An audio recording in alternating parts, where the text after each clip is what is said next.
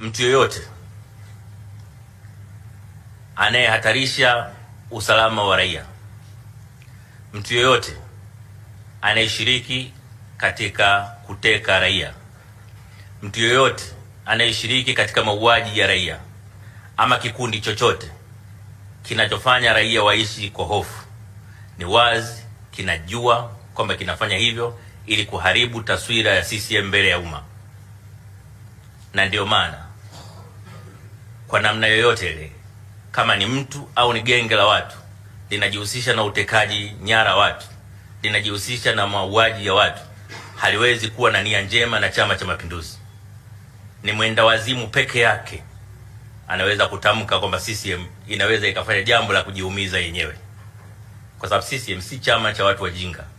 CCM ni watu wanaojua kila unachokifanya kina matokeo gani, na jambo la utekaji, jambo la mauaji, madhara yake kwa umma ni umma kukukataa.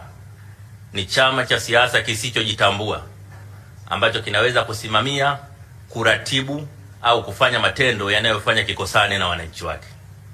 Na ndio maana tunapita kila siku kuelezea utekelezaji wa ilani. Tunapita kila siku kuelezea maeneo ambayo yanahitaji kuboreshwa zaidi. Tunapita kila siku kusisitiza kukamilika kwa utekelezaji wa ilani ambao sasa kwa nchi nzima unakaribia 98%. Lakini nia kubwa kuliko zote ni kufanya wananchi waendelee kukiamini Chama cha Mapinduzi. Tunasema bila mashaka kwamba watu wenye nia mbaya ndio wenye kuendesha magenge ya uhalifu katika nchi yetu kwa nia ya kukosesha chama chetu, kukikosanisha chama chetu na wananchi, lakini vile vile kwa nia ya kufarakanisha taifa. Ni watu hawa ambao wanasababisha watu wenye busara sana waongee maneno yasiyotarajiwa. Kwa hiyo kwa vyovyote vile hatuwezi kuchukua watu hawa kama watu wanaosaidia nchi yetu au wenye nia ya kusaidia Chama cha Mapinduzi. Tumewasikia viongozi wakuu wa vyama vya upinzani. Tumemsikia mwenyekiti wa chama cha Chadema Freeman Mbowe akitoa ultimatum, muda wa mwisho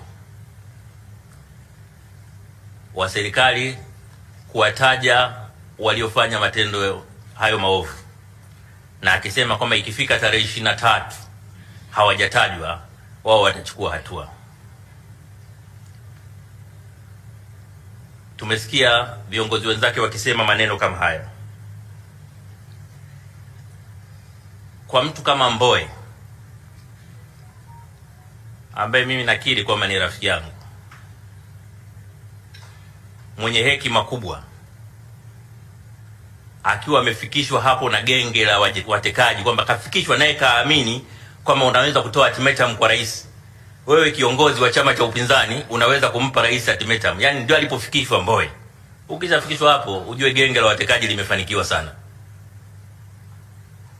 Na kwa kweli ni wajibu wetu sisi na vyama vya upinzani kuhakikisha kwamba tunashirikiana kuhakikisha genge la watekaji halifanikiwi katika mkakati wa kutufarakanisha. Kosa kubwa tutakalofanya kuliko yote ni kuwapa ushindi genge la watekaji. Mnakumbuka majuzi hapa Rais wa Marekani mstaafu Donald Trump, ambaye sasa ni mgombea urais, kulifanyika jaribio la kutaka kumuua na alipigwa risasi iliyomjeruhi, na wengi wenu mmeiona kwenye television. Kilichojitokeza kwa vyama vikuu vya upinzani vinavyojitambua, chama chake cha Republican kililaani vikali na kikataka hatua zichukuliwe. Chama cha Democrat kililaani vikali na kikataka hatua zichukuliwe. Hatujasikia Democrat wanawalaumu Republican, wala hatujasikia Republican wanawalaumu Democrat, kwa sababu wamejua lengo la anayefanya madhara yale ni kuwafarakanisha kama taifa. Wamekataa kufarakanishwa. Ndio maana sisi tunawataka vyama vya upinzani vikatae kufarakanishwa. Ndio maana sisi kama chama tumefanya kila njia kukataa kujiingiza kwenye mijadala ambayo haina tija. Zimetoka kauli za vijana wa Chadema wanaitwa Bavicha. Nadhani mmewasikia juzi jana. Na slogan mpya, kauli mbiu yao mpya nasema Samia must go. Na ukishasema hivyo wanashangilia sana. Unajua kuna vitu ukisema unavyojua kabisa haviwezekani, unatakiwa useme Samia must go. Yuko pale kwa mujibu wa katiba.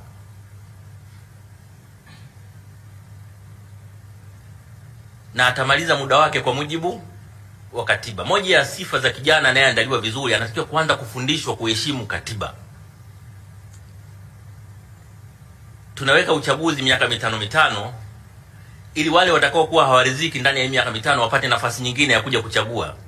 Sio katikati ya msimu uchaguzi haujafika mnaanza fulani must go, fulani must go.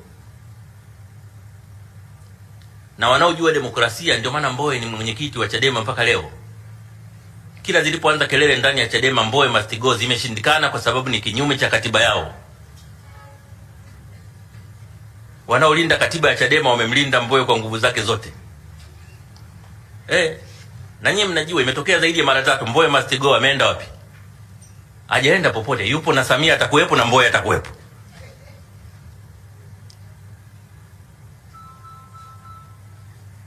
Lakini tunapokea taarifa nyingi. Mimi nilikuwa nasoma mitandao juzi na jana. Katika hotuba ya mwisho ya mwenyekiti Mbowe kwa watu wake, alisema moja ya maneno ambayo nimemkoti, ameyasema vizuri sana. Akasema hivi: ni muhimu sana katika mazingira ya hasira kujiepusha kufanya maamuzi. Alafu baadaye akasema maazimio yao 10. Alafu akasema tumekasirika sana. Tafsiri yake maazimio yametoka katika mazingira ya hasira pia. Kwa hiyo wito wangu kwao, hebu wapoze kwanza hasira afu wakae tena kupanga maazimio ili waamue yale ambayo yanatija kwa taifa letu. Lakini kuna mwingine akasema kauli za viongozi wetu wakati mwingine zina, hasa wa UVCCM, wakati mwingine zinafanya watu waamini kwamba wanahusika kwenye mambo haya.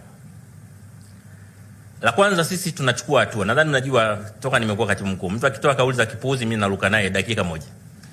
Na tunachukua hatua kwa kweli. Wengine wanaitwa kwenye kamati za maadili, wengine wanapewa adhabu kwa kauli za kijinga. Lakini pia kuna wakati mnajua huyu kateleza tu kukusudia. Kwa mfano katika hotuba yake juzi Mbowe akasema atakaye kiuka haya tutapita naye. Watu kuteka. Lakini baadaye watu wamegundua, na yeye mwenyewe akasema jamani, sijamaanisha tutawateka.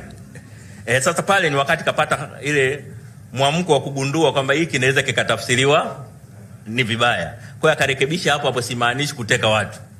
Angenyamaza vile vile watu wabaya wangeteka watu kesho yake. Afa sisi Mbowe aliahidi. Sasa ndio maana kauli kutoka kwenye vyama mbalimbali lazima wote, viongozi wote sisi wenye nafasi za juu zaidi tukumbushe wenzetu muda wote kwamba kauli moja tu inaweza ikaleta madhara makubwa katika nchi. Umeongea issue ya kusaidiwa na wachunguzi kutoka nje. Kwa vyovyote vile hiyo ni mandate ya serikali. Kwa sababu swala la usalama wa raia kwa mujibu wa katiba liko chini ya serikali. Serikali ikihisi kwamba inapungukiwa nguvu na inataka kuongeza nguvu kutoka nje katika uchunguzi, sisi kama Chama cha Mapinduzi tutaunga mkono serikali yetu. Kwa sababu tunachotaka sisi ni wahusika wapatikane kwa gharama yoyote. Kwa hatuna tatizo na njia itakayotumika kuwapata. Tunataka wapatikane, wachukuliwe hatua za kisheria, mambo haya yakomeshwe. Alafu Kido kaongelea habari ya hofu ya raia, na ni muhimu kujenga imani na kubaliana naye. Lazima tushirikiane. Tuonyeshe katika nyinyi waandishi mna taarifa nyingi sana kuliko mtu yoyote. Kwa mfano ukitaka kumwaminisha kila raia wa Tanzania kwamba kila polisi hafai, hivi unamsaidia unamharibia? Ukifika mahala, mimi naonaga wakati mwingine vinatoka vitu, kakosea daktari mmoja mahali, amekufa mama mjamzito, basi inaandikwa maneno madaktari wote wa Tanzania hawafai. Sasa hebu fanyeni assumption kwamba raia wote wasuse kwenda hospitali. Nini kitatokea? Ni vifo tu kwa raia. Uongo kweli? Kwa hiyo lazima tunajenga, yani wanasema lazima watu wenye matatizo tuwatenganishe, washughulikiwe kwa matatizo yao. Tusiwagandamize watu wote kwa sababu ya matatizo ya watu wachache. Kuna watu wanapita huko, kuna watu wengine hawajawahi kuwa kwenye gazeti lolote, hawajawahi kuandika story yoyote. Jana tu nilikuwa nimepata dokumenti moja, mtu kajidai mwandishi wa habari, amepeleka barua kwenye taasisi mbalimbali za serikali kwamba CCM imemtuma kuandika makala kila ukurasa achangiwe. Sasa mimi nitoke hapo niseme waandishi wote wapuuzi. Wakati huyu ukitazama tu unajua sio mwandishi, huyu ni mpuuzi tu, tapeli, kaishiwa hela, atafuta njia ya mkato, au sio? Kwa hiyo lazima mambo haya yachunguzwe kwa makini. Maklina anasema tumesema CCM haihusiki, Chadema haihusiki, polisi hawahusiki. Sasa nani wanahusika? Na mimi narudia kusema watu wabaya wanaweza kuwa Chadema, wanaweza kuwa CCM, wanaweza wakawa polisi, lakini watafutwe hao watu wabaya, na watafutwe kokote waliko, na tunapowatafuta tusione aibu yuko wapi, lakini watafutwe kwa njia sahihi, tusiwasingizie watu. Jambo hatari kuliko yote ni kusingizia watu. Tukianza tu kujenga utaratibu wa kusingiziana, tutajenga taifa moja la ajabu sana.